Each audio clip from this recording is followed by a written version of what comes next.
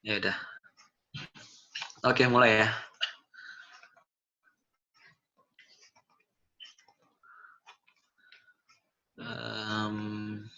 Nah,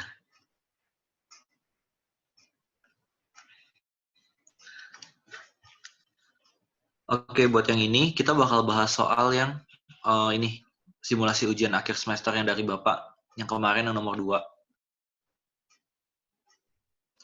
Nah, ini tuh sebenarnya kalian buka diktat Padang halaman 95 sampai 97 nanti.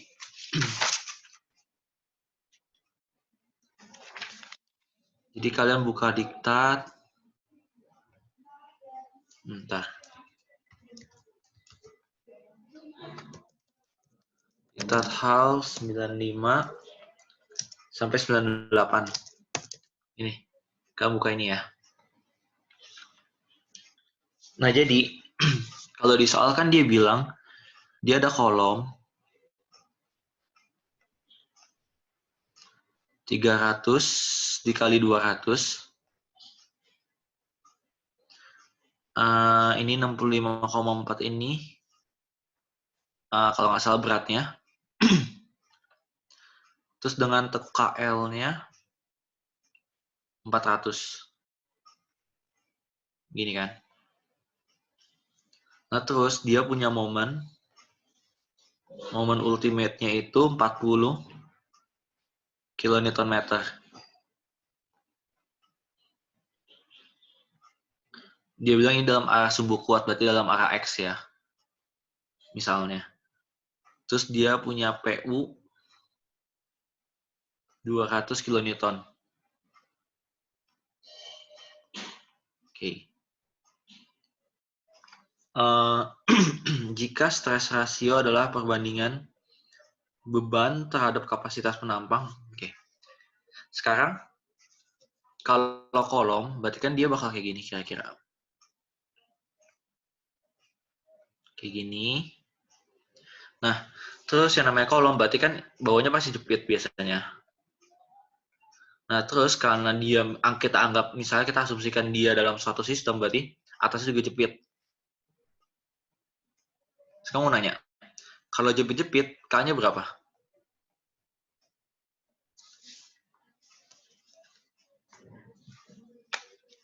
Yuk, jawab yuk.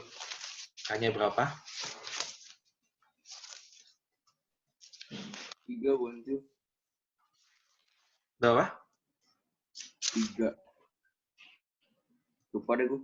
Kencengan boleh nggak? Nggak kedengeran suaranya.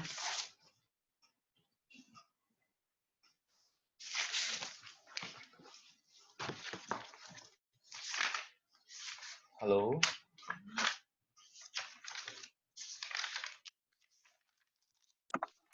0,5 bukan ya?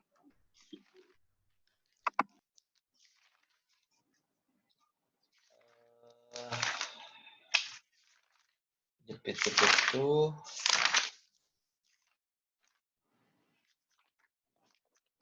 0,5 apa 2 ya? 0,5 ya?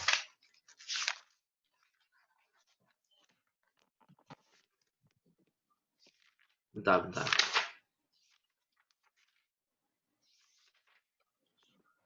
Mana ya catatan itu?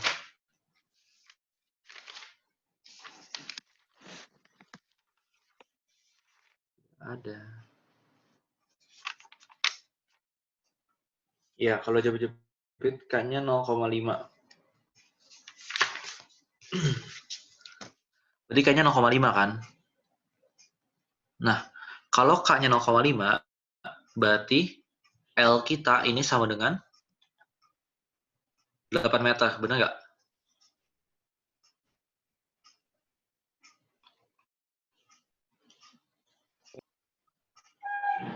Nah, kalau ada yang bingung, langsung nanya ya. Ini soalnya Tipen kayak belum bangun deh. Ya, 0,5. Oke.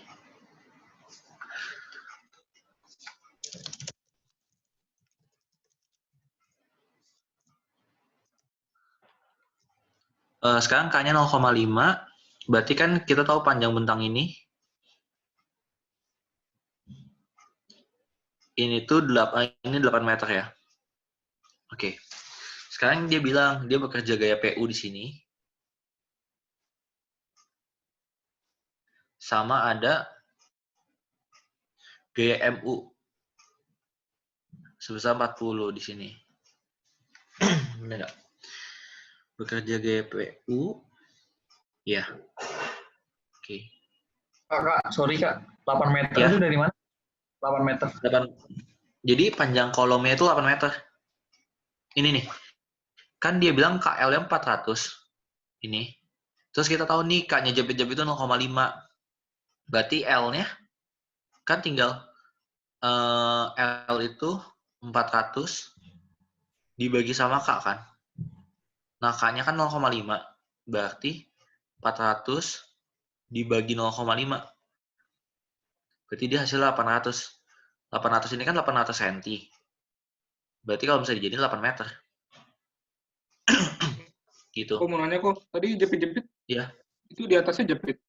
Memang di... Nah, jadi gini. Ini sebenarnya tergantung asumsi kalian.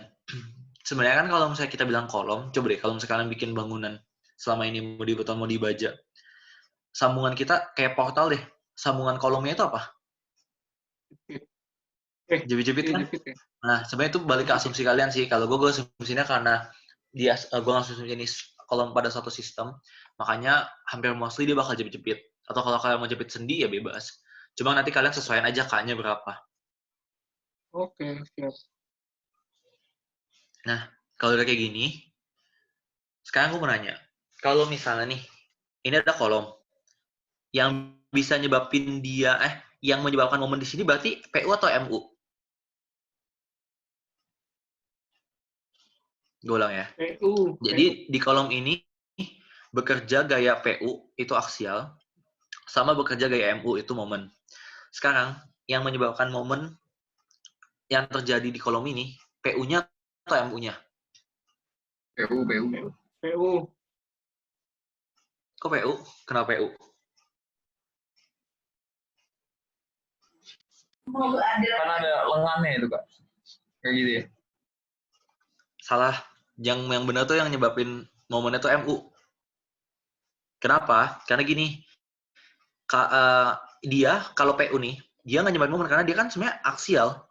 Nah, dan dia di soal nggak dibilang ada eksentrisitas. Makanya dia itu nggak dianggap untuk menyebabkan momen. Kecuali nih, dia PU-nya di sini.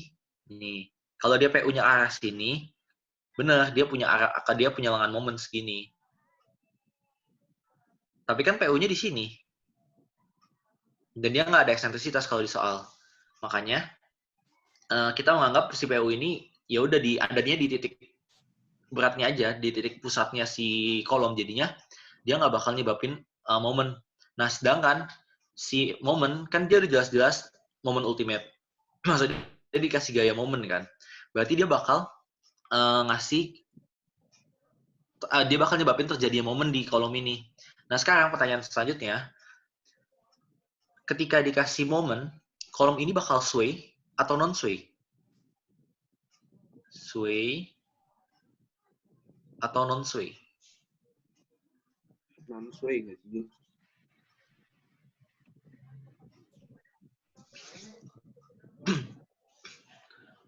Coba ya, bayangin gini. Ada portal, kayak gini. Ini kolom kan, misalnya jepit-jepit. Di sini dikasih momen.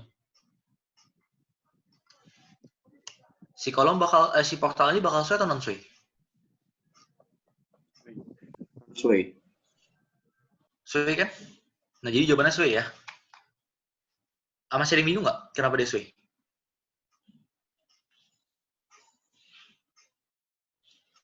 Yang tadi bakal kayak gini nih. Karena gaya momen yang ini tuh sama aja kayak dikasih gaya ke sini. Dia kayak didorong. Kalian tahu kan beban-beban yang menyebabkan sway dan non-sway? Kalau misalnya nih, kalau ternyata dia dikasih gayanya kayak gini. Mana ya? Jadi kasih gaya aksial, jadi gini. Pusat aja. Set. Nah, kalau kayak gini kan dia non-sway, bener nggak? Tapi kalau misalnya ada momen, sudah jelas-jelas dia bakal bikin si kolomnya itu miring ke sini. Jadi dia pasti sway. Kayak gitu kira-kira. Nah, sama aja kayak gini. Jadi kalau misalnya ini walaupun ini satuan doang, tapi karena dia ada momen ke arah sini, si kolom ini bakal ke sini nih. Nah, bengkok gitu. Makanya kita bakal bilang dia sebagai sway deformasinya. Nah, kalau kalian lihat nanti di buku halaman 9596, dia tuh ada kan kita ditanya nih yang A tuh, dia nanya faktor amplifikasinya berapa sih? Bener nggak? Nah, faktor amplifikasi ini dibagi menjadi dua. Ada faktor amplifikasi non-sway, ada faktor amplifikasi sway. Nah, pada kasus ini, karena si MU ini menyebabkan dia sway, makanya yang ini nggak ada. Berarti kita pakai yang ini.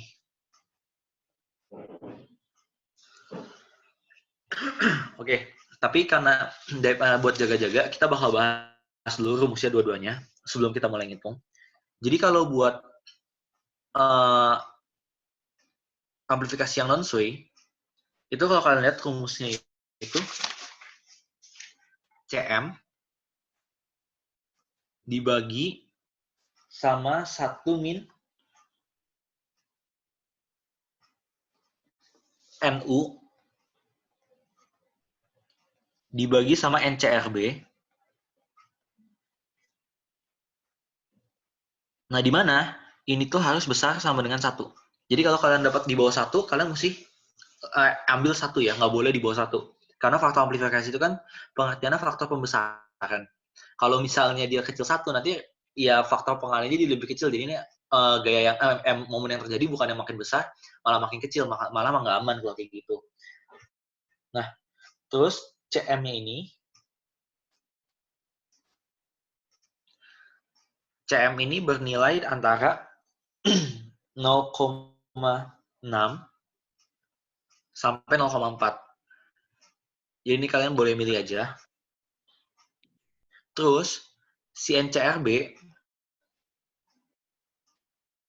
ini tuh rumusnya nggak ada di buku nih. Cuma gue sempat nulis rumusnya NCRB. Jadi rumusnya NCRB itu Pi kuadrat dikali E dikali I dibagi sama KL.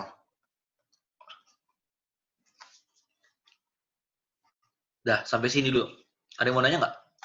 Buat yang non-sway. Mau nanya, beta M itu apa? Beta M, bentar ya.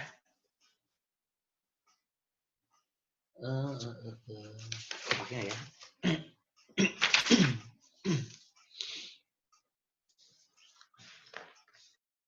Wait. Oh, oke. Jadi kalau di catatan gue, beta M itu M1 dibagi sama M2. Nah,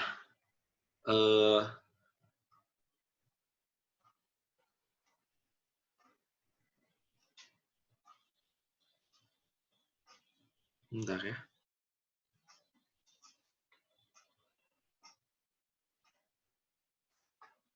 Oh, jadi gini. Ini gue nggak tahu sih apakah bakal justru itu beta M yang enggak, karena si bapaknya udah men-state CM-nya pakai segitu kan. Dan kalau misalnya beta M-nya di atas 1, kita nggak tahu sebenarnya mau pakai apa. Cuma beta M jadi gini. Kan kalau misalnya kita kolom, nanti kalau kalian lihat dulu di beton atau di mana, kan dia momennya kayak gini. Bener nggak? Oke. Ini istilahnya ini M1, yang ini M2. Nah, nanti perbandingan dia itu adalah beta M. Kayak gitu. Tapi harusnya di progres yang ini, di soal yang ini, dia nggak bakal minta ini. Jadi kalian istilahnya langsung pakai ini aja. CM-nya berapa? Kalian misalin. Itu 0,6 sampai 0,4 ya? Iya, 0,6 sampai 0,4. Ini kalian sambil buka diktat ya. Di diktat ada di halaman 96. Kamu mau nanya, Kak. Iya. NCRB kan rumusnya Pi kuadrat dikalikan E kali I per KL. Nah, E-nya itu E apa, Kak? E-nya ini. E-nya material, E-nya baja dong. Oh, modulus Apa? modulus elastisitas ya? Modulus elastisitas. Oh, oke. Bentar. Ini gue udah revisi nih. Sorry ya. Ini jadi M1 M2 tuh bukan atas bawah. Gue rawat. Jadi kalau misalnya ini lebih besar, yang ini lebih kecil. Jadi pengertiannya M1 itu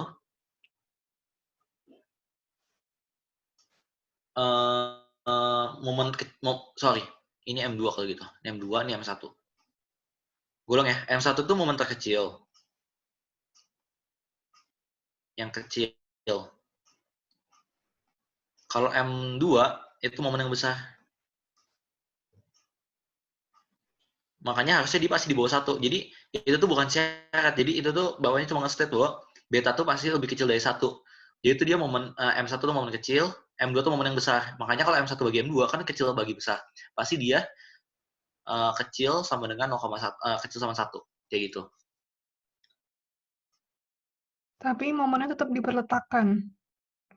Iya, tetap momen diperletakkan.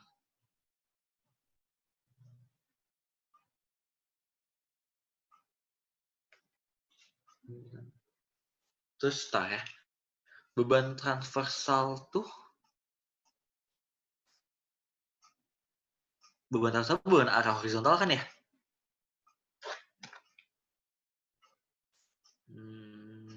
Geser. Iya harusnya. Jadi gini ya. Satu lagi perlu diperhatiin. Kalian lihat di buku si CM yang ini nih 0,6 sampai 0,4 ini berlaku bagi struktur non-sway yang nggak ada beban transversal. Beban transversal itu beban yang arah horizontal, beban arah geser. Nah, tapi kalau dia ada beban transversal, dia tuh nilainya 1, itu untuk yang ujung-ujung sederhana, sama 0,5, ini untuk yang peletakannya ujung-ujungnya kaku atau jepit. Ini kalau ada transversal.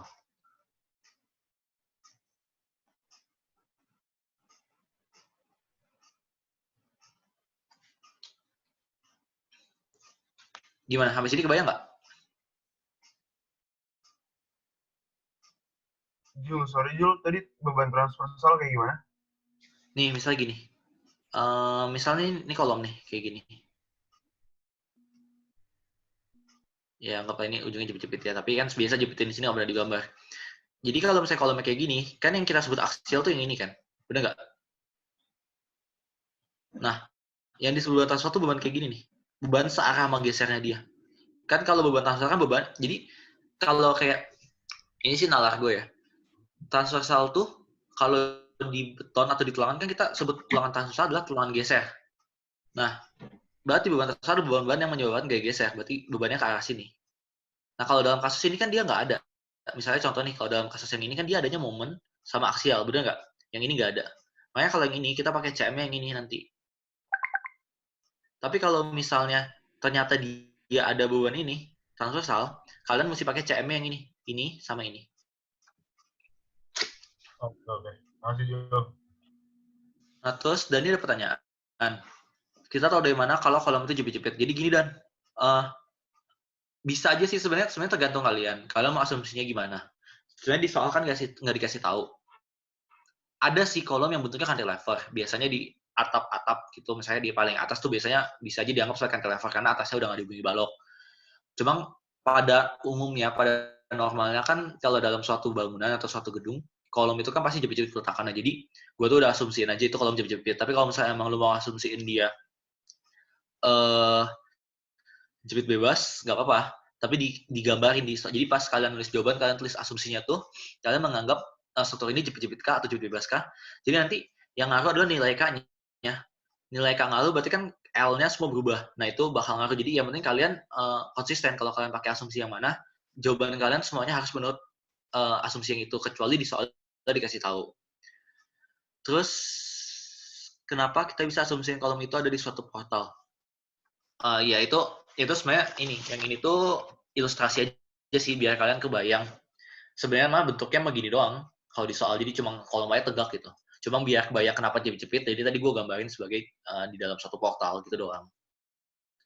Sebenarnya portal itu kan penggambaran dari bangunan, mau di gedung, mau di mana, itu kan bentuknya sebenarnya portal kan. Nah, jadi gue ngasumsiin aja itu biar kalian kebayang. Sebenarnya nggak pakai asumsi yang ini juga nggak apa-apa. Yang lihat yang ini aja. Oke, kejawab ya. Ada yang mau nanya lagi nggak?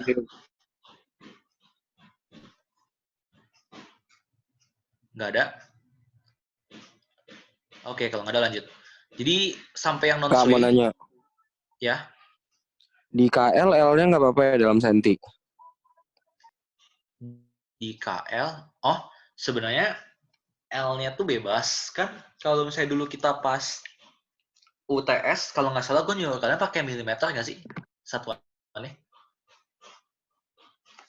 Jadi tuh sebenarnya gini. E-nya pakai Nanti kalian perhatiin lagi rumus-rumusnya. Kan biasanya ada kayak E-nya MPA lah apa. Nah itu kalian sesuaiin aja. Kalau emang dibutuhkannya ternyata panjangnya dalam milimeter, ya tinggal dijadiin ke milimeter aja gitu. Kalau saya di sentimeter ya dikali 10 kayak gitu ke milimeter. Itu gampang kok. Yang penting kalian konsisten. Kalau emang kalian butuhnya Newton milimeter, ya pakainya milimeter sama Newton. Tapi kalau kalian mau bikinnya kilonewton meter, ya kilonewton meter. Yang penting jangan sampai salah ya satuannya. Sampai sini oke? Oke, lanjut ya. Jadi selanjutnya itu lanjut di sini dulu deh biar muat. Nah, yang kedua itu adalah delta non-sway. Delta sway, sorry, delta sway. Nah, delta sway ini rumusnya ada dua kalau kalian lihat. Yang pertama adalah 1 dibagi sama 1 min sigma NU dikali delta OH dibagi sama delta HL.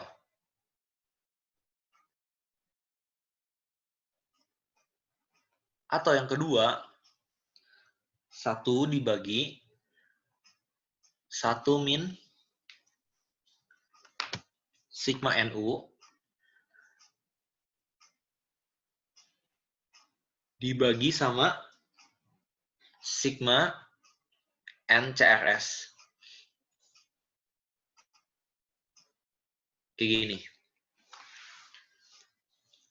Nah, kalau misalnya yang ini, pengertiannya ya, ini kalian sambil baca di buku. Jadi kalau OH itu tuh sebenarnya simpangan antar lantai dari tingkat yang sedang ditinjau. Jadi misalnya nih, kita anggaplah punya kayak di instruk nih misalnya. Kita punya 1, 2 lantai gini, 3 lantai. Kan pas dia dikasih gaya gempa, berarti kan ini lurus ya anggap ya. Ini bakal gini, terus gini. Bener nggak? Nah, yang disebut simpangan adalah ini. Ini, terus ini, terus ini. Nah, ini simpangan, ini OH1, ini OH2, kalau dibaca sebutnya OH ya. Ini OH3. Nah, maksudnya dia OH, ini berarti sebenarnya kita lagi ninjau yang mana sih? Ketika kita ninjau lantai 3, berarti kita pakai OH-nya OH3. Kalau dia ninjau lantai 2, OH-nya OH2. Kalau dia ninjau lantai 1, berarti OH-nya OH1. Kira-kira kayak gitu. Terus, sigma H ini nih, itu adalah jumlah gaya horizontal yang menghasilkan delta OH pada tingkat yang ditinjau. Jadi gini, misalnya nih, kayak di instruk aja, simpangan di sini,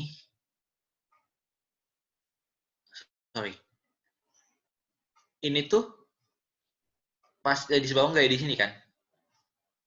Jadi simbas, gue nggak tahu sih sebenarnya simpelnya kalau mau gampang ya udah kalau misalnya kita ninjau lantai 3, berarti nanti delta H kita ini aja. Jadi gaya-gaya horizontal di lantai 3 tuh berapa sih? Terus kalau lantai 2 ya berarti gaya-gaya horizontal lantai 2 berapa? Kalau lantai 1 ya selanjutnya kayak gitu. Terus kalau L-nya tinggi tingkat. Jadi kalau misalnya kita ninjau lantai 1 berarti kita ini L-nya nih. Ini L1. Nah, kalau di lantai 2 berarti ini L2. Kalau lantai 3 berarti ini L3. Kayak gitu. Kebayang nggak?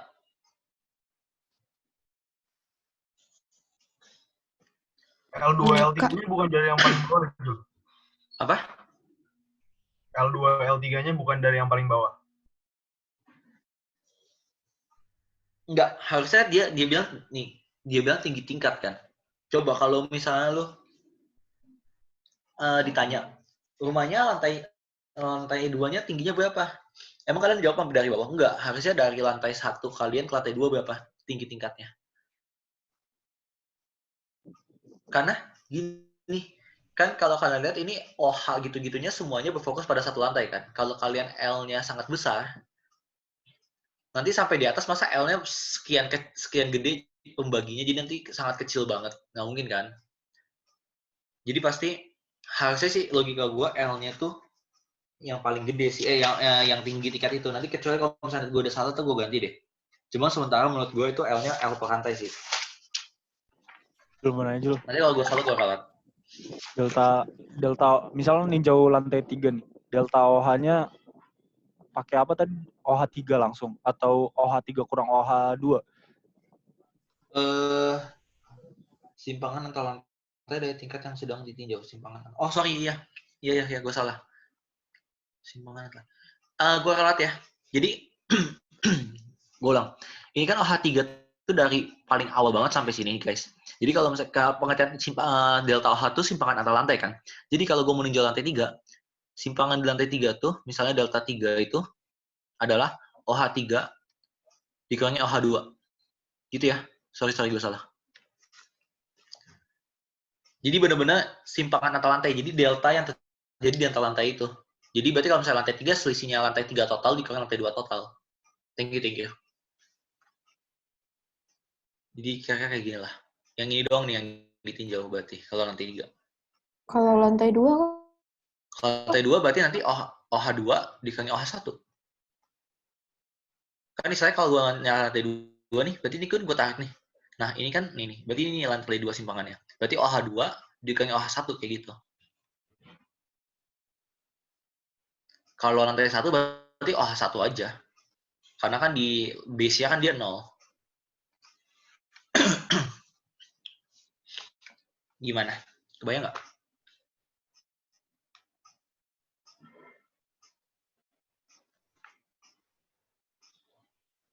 Apa kebayang? Kalau buat sigma NU-nya, Jul, kenapa sigma, Jul? Emang bakal ada banyak NU? Gini, jadi kalau misalnya nih kita punya gedung banyak, kan pasti kolom kita nggak mungkin ada 2 doang. Berarti sebenarnya kan gedung-gedung gede gitu kan kayak kita beton kan sebenarnya, misalnya kita punya grid-nya 6, berarti kan sebenarnya kita punya 7 kolom di situ. Nah, 7 kolom ini kan sebenarnya pada praktikalnya belum tentu dia bekerja secara bersamaan. Bisa aja simpangan yang satu dengan yang lainnya beda. Terus bisa aja gaya yang terjadi di lantai itu kan beda antara sumbu X sama sumbu Y. Jadi makanya dia bisa pakai sigma. Karena gaya yang bekerja pun bisa lebih. Misalnya ini pada lantai tertentu, dia bisa ada gaya gempa, bisa ada gaya angin, bisa ada gaya impuls yang nyebabin dia ke horizontal. Jadi peluang dia membuat yang gaya-gaya horizontal itu nggak cuma satu, bisa lebih, makanya bisa pakai sigma. Itu sigma NU. Sigma NU itu kan dia aksial dari atas kan. Nah, dari atas itu kan bisa aja nih, dia bisa beban yang diteruskan dari kolom di atasnya, bisa beban yang terjadi akibat si lantainya atau baloknya, bisa beban akibat dinding, bisa beban akibat live load, itu kan sigma. Makanya dia pakai sigma, kayak gitu. Dia yang lu bilang apa beban angin, beban gempa itu masuk ke NU. NU bukannya horizontal. horizontal masuk. Horizontal. Ini nih, sigma H. Oh, sigma H. Sigma NU Iya. tetap ini kan, tekan ya? Atau bisa tarik juga? Bisa sih gini. Kalau misalnya nih, gue punya bangunan kayak gini. Anggap ya, portal sederhana. Kalau gue di sebelah sininya gue tekan, tapi di sini diketarik. Dia pasti mempengaruhi sway-nya dong, bener nggak? Ini udah ditekan di sini H misalnya, ini bisa pakai win. Nah di sini pakai earthquake. Total kan? Jadi nanti pas dihitungan. Oke. Berarti rumus ini tuh sebenarnya bisa buat emang sebenarnya dipakai buat ini ya, ninjau satu keseluruhan sistem ya. Kayak misalkan banyak kolom ya udah langsung magnification factor tuh buat seluruh kolomnya dengan sigma NU setiap kolomnya, sigma H setiap kolomnya gitu nggak sih? Atau Iya, jadi dia bisa dipakai. Jadi kalau misalkan kalian ternyata nih punya sistem portal kayak gini ya, di sini ya, agak loncat-loncat nggak apa-apa. Nah gini misalnya, ini jepit, ini jepit, ini jepit. Ini kan banyak nih, kolomnya ada 1, 2, 3, 4. Nah itu kita bisa ninjau secara satu lantai. Makanya dia maksudnya ada sigma itu. Jadi sebenarnya kan dia ada NU yang di sini, ada NU yang di sini, ada NU yang di sini. Belum lagi kalau misalnya ternyata di sini ada sigma lagi, ada horizontal. Jadi kayak gitu, dia bisa ninjau satu sistem. oke. Kalau nggak kebayang ngomong ya. Ya mungkin ini nggak kepake buat UAS, tapi ya jaga-jaga kalau nanti kalian TA tahun depan dapat bagiannya bangunannya baja, ini bakal kepake kok.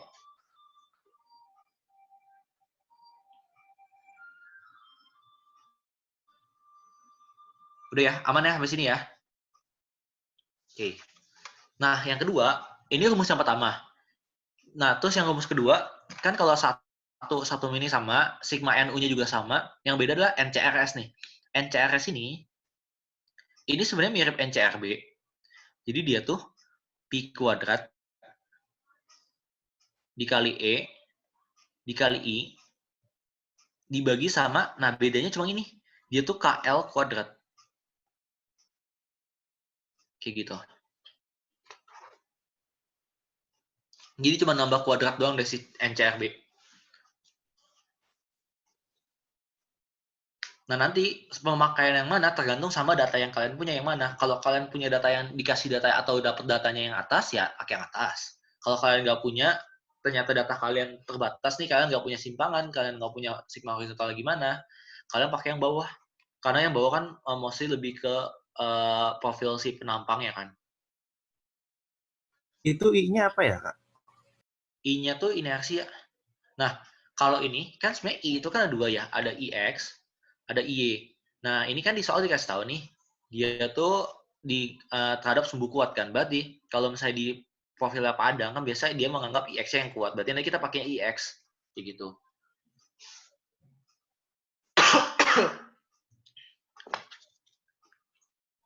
Kebayang? Jul, ini rumus ini dapat dari mana, Jul? Apa kalian mau nanya? Rumus ini dari buku, Jul. Apa? NCRB. Itu nggak ada di buku sih. Jadi gue juga sempat nyari di buku nih. Di buku itu NCRS sama NCRB itu nggak ada. Nah cuman bapaknya tuh kayaknya pernah ngasih. Jadi di catatan kuliah gue tuh ada rumus-rumus ini. Jadi bapaknya tuh nulis di papan. Nggak tahu kalau di diktat kalian udah ditambahin. Cuma di diktat gue tahun gue belum ada. Jadi adanya pas gue nyanyi di catatan gue sih. Oke.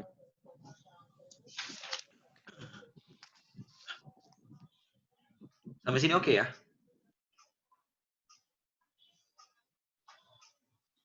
Oke.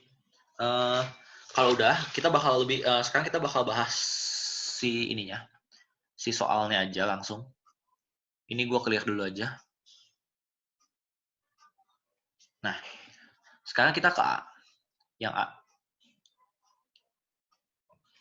Seperti yang kita bahas, kan tadi kan pertanyaan A-nya berarti, bentar ya. Gue cari dulu soalnya.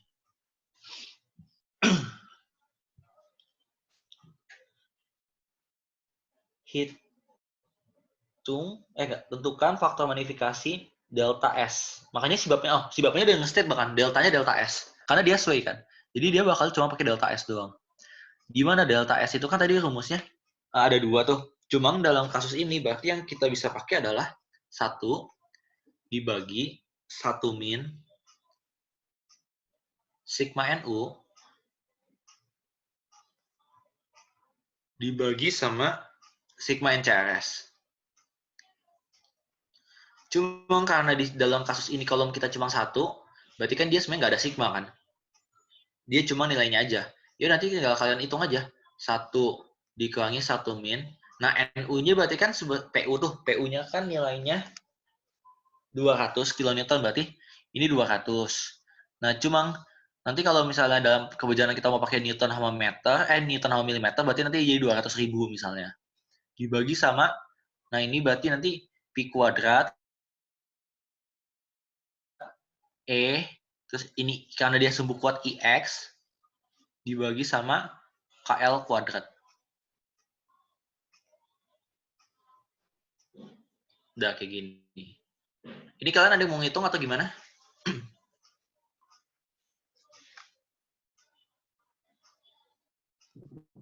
Ada yang mau ngitung nggak? Gue nggak ada tabel diktat.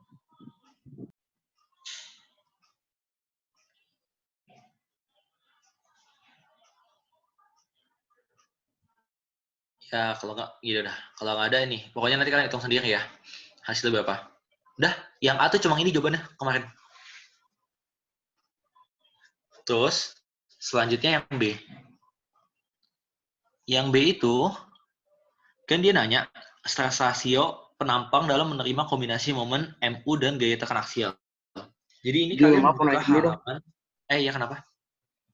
Kalau kayak yang soal A, I-nya tuh dapat dari, berarti kita ngitung yang 300 kali 200 nanti ya? Jadi, kan kita dikasih tahu nih, kolomnya itu tuh profilnya 300 ke 200. Ini cuma cek aja di tabel. Cek di tabel, IX-nya berapa?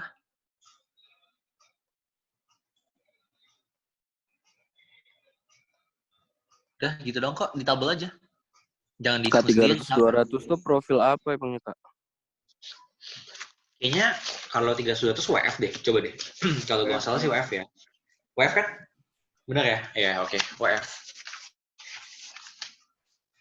Pokoknya itu kalau kalian nggak yakin, itu cek aja kan itu kan bapaknya ngasih tuh 65,4. Jadi harusnya 300 misalnya WF, kalian cek beratnya. Harusnya beratnya 65,4 kg per meter. Harusnya ya.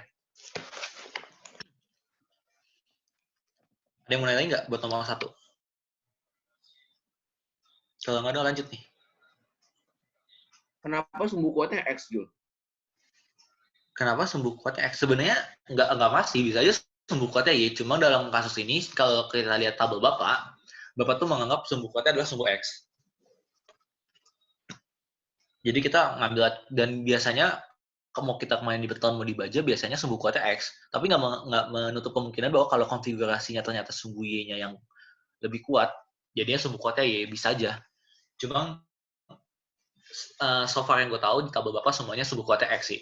Pokoknya yang lebih kuat adalah yang I-nya lebih gede aja.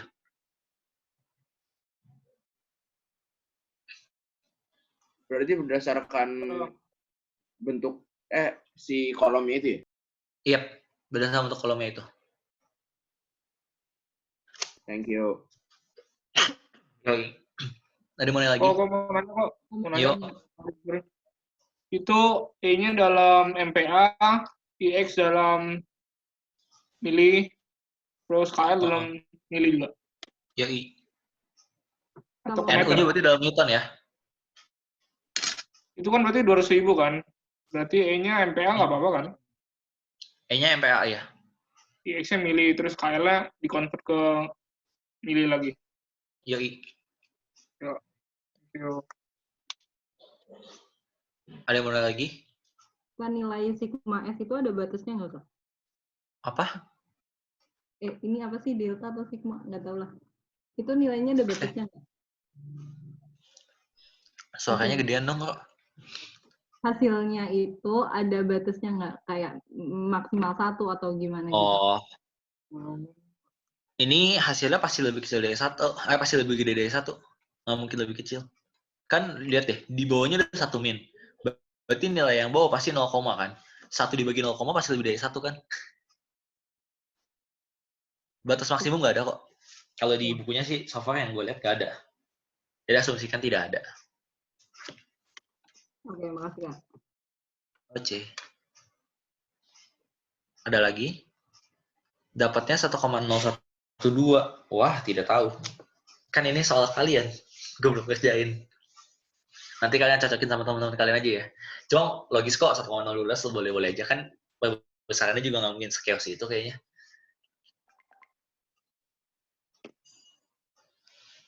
Oke deh. Kalau tuh ya, dapatnya katanya 1,012 bagi yang mau mengerjakan nanti.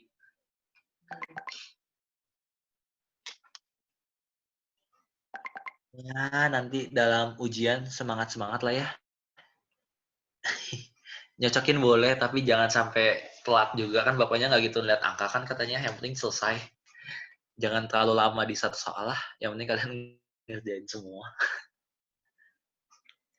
Terus lanjut ya yang B. Yang B itu dia nanya kombinasi kan. Kombinasi itu di halaman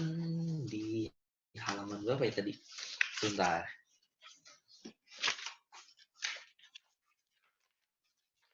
Bentar, hilang nih.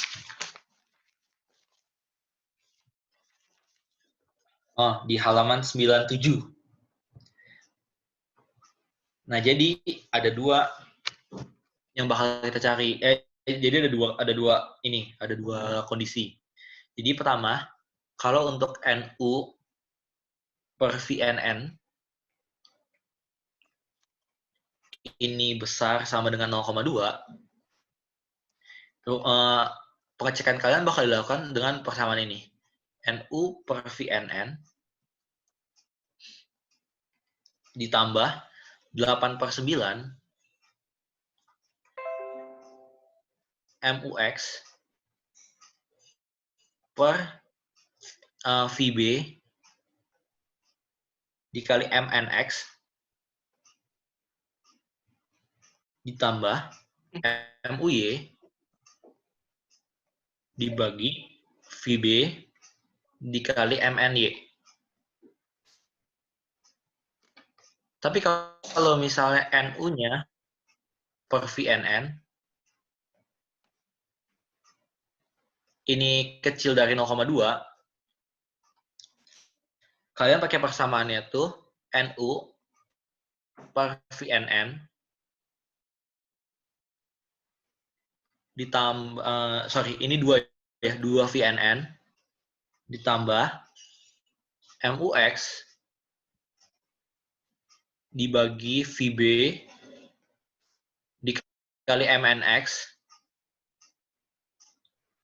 ditambah MUY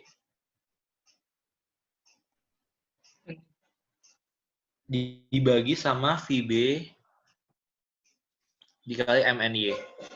Nah, kedua-duanya ini harus kecil sama dengan dari 1. Kayak gitu.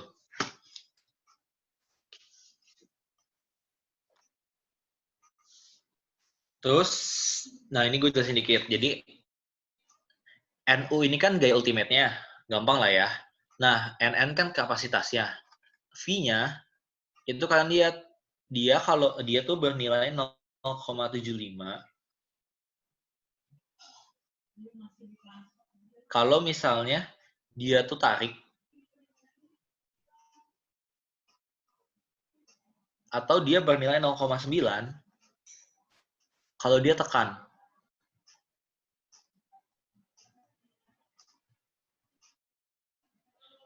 Nah, terus MUX, MUY kan momen ultimate di arah X, di arah Y.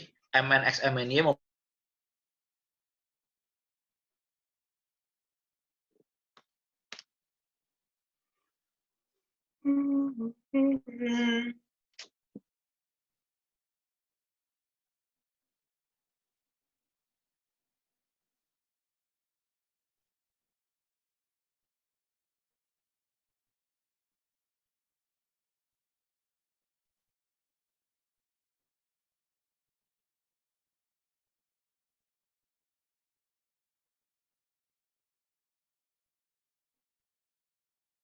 Jul. Jadi semangat nomor 1.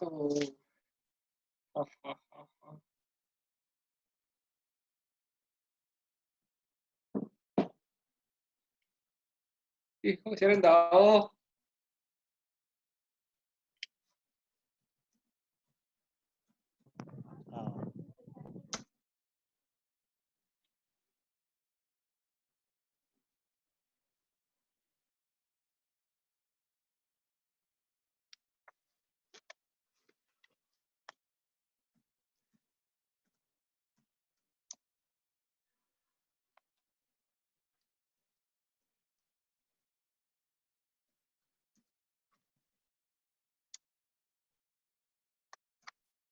Laptop benda mati, Cok.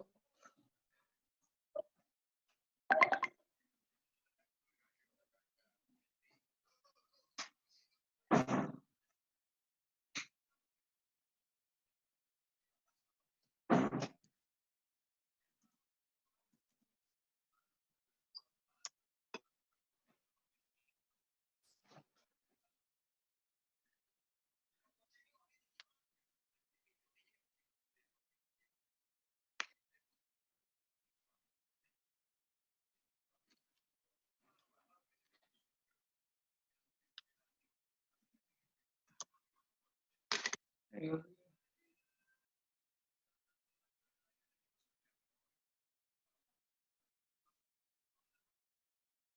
UAS Perjel mau jam berapa nih? Emang dibebasin, Gi? Apa? Emang dibebasin? Enggak, ini bapaknya nanyain. Saya lihat jam 7 ya. Apa kalian keberatan? Jam 11 aja sih. Cuma gue bangunnya jam 10:30 mulu gila. Jam 10 sampai jam 12. Jam 10 dah, jam 10 jam 12. Ya 10 Jam 9 aja. Jam berapa? Jam 6. Gila lu. Kalau nggak habis subuh dah. Biar sekalian. Iya bener. Nggak bisa tidur lagi. Agak gimana sih itu? Terserah deh. Jam 6 habis sahur. Habis Kenapa? Oh, gitu. Jangan jam 1. Jihan. Jam 9 aja. Kalau jam 11 atau 10 ntar lemes loh. Kenapa lemes? Laper. Baru jam segini udah lemes tadi.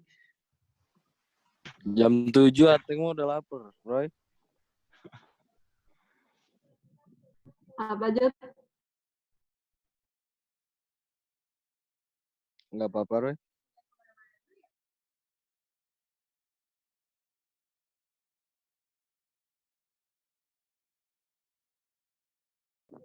Jam 10 best deal. 8.30 gimana? 8.30. Aduh, jangan dong, pagi banget. Masih kebagian. Ini bapaknya masuk 8.30 gimana? 9. 9 lah boleh. Gua di sini 8.30 udah setengah 10.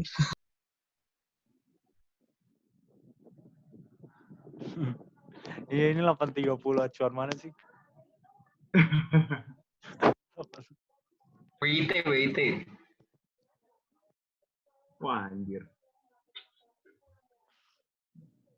9 lagi, 9.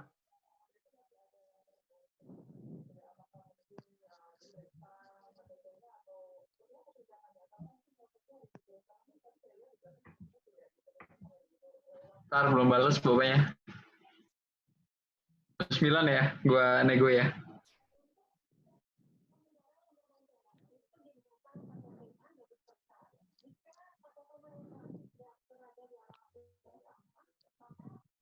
Hujannya 2 jam ya?